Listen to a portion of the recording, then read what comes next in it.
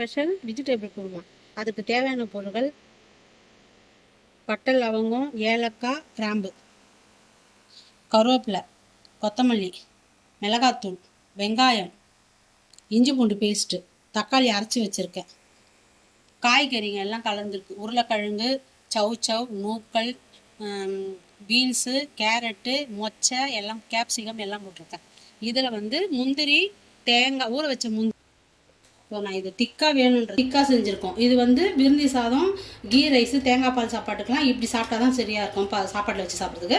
இதே நீங்கள் கொஞ்சம் தண்ணி கலந்துட்டிங்கன்னா ஒயிட் ரைஸுக்கு டிஃபன் உங்களுக்கு கரெக்டாக இருக்கும். இப்போ இது எல்லாமே கலந்துட்டோம். கொதி வந்தவுடனே நிறுத்திட வேண்டியதுதான். குருமா ரெடி. இப்போது நல்லா கொதிச்சு வருது. ஸ்டவ் ஆஃப் பண்ணிக்கலாம். வெஜிடபிள் குருமா ரெடி ஆகிடுச்சு. நீங்களும் வீட்டில் ட்ரை பண்ணிவிட்டு கமெண்ட் பண்ணுங்கள்.